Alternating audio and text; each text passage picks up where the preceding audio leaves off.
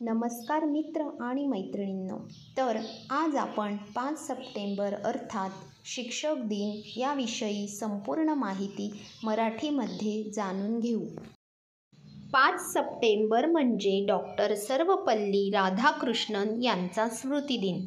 हा दिवस आपल्या भारतात शिक्षक दिन म्हणून साजरा केला जातो. 5 सप्टेंबर 1888 रोजी डॉक्टर राधाकृष्णन यांचा जन्म झाला. डॉक्टर राधाकृष्णन हे एक शिक्षक होते. ते एक भारतीय तत्त्वज्ञ आणि राजकारणी होते. त्यांनी 1962 ते 1967 पर्यंत भारताचे दुसरे राष्ट्रपती म्हणून आणि 1952 ते 1962 पर्यंत भारताचे पहिले उपराष्ट्रपती म्हणून काम केले. ते 1949 ते 1952 पर्यंत सोव्हिएत युनियनमधील भारताचे दुसरे राजदूत देखील होते. तसेच 1939 ते 1948 पर्यंत ते बनारस हिंदू विद्यापीठाचे चौथे कुलगुरू होते. आजच्या दिवशी शिक्षकांना पुरस्कार देऊन त्यांचा गौरव केला जातो. शिक्षकांचा सन्मान करण्याची ही परंपरा जुनी आहे. शिक्षक म्हणजे काय? शी म्हणजे शील, क्ष म्हणजे क्षमा, क म्हणजे कला. ज्याच्याकडे शील, क्षमा आणि कला यांचा त्रिवेणी संगम आहे तो म्हणजे शिक्षक. डॉक्टर सर्वपल्ली राधाकृष्णन हे एक उत्तम शिक्षक होते, ज्यांनी आपल्या आयुष्यातील 40 वर्षे अध्यापनाच्या व्यवसायात वाहिले.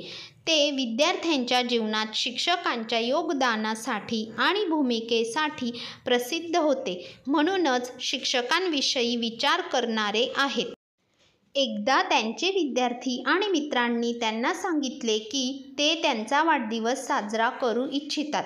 त्यावर त्यांनी सांगितले होते की माझा जन्मदिवस वेगळा साजरा करण्याऐवजी शिक्षक दिवस म्हणून साजरा झाला तर मला अभिमान वाटेल.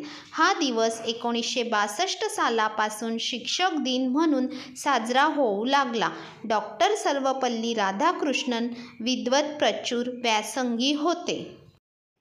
त्यांना तब्बल 27 वेळा नोबेल पुरस्काराचे नामांकन मिळाले होते. 1954 मध्ये त्यांना भारतरत्न पुरस्काराने सन्मानित करण्यात आले. शिक्षकांच्या हातात देशाचे भविष्य असतं, कारण शिक्षकांमुळे भविष्यातले डॉक्टर, शास्त्रज्ञ, इंजिनियर, लेखक, शिक्षक आणि अनेक क्षेत्रांमध्ये प्रगती करून देशाचे नाव उंचावणारी सामर्थ्यवान पिढी तयार होते. आई-वडिलांनंतर शिक्षकांकडून बऱ्याच नवनवीन गोष्टी शिकायला मिळतात. म्हणूनच शिक्षकांना दुसरे पालकही म्हटले जाते. आपले विचार, मत आणि व्यक्तिमत्व घडवण्यामागे शिक्षकांचा फार मोठा वाटा असतो.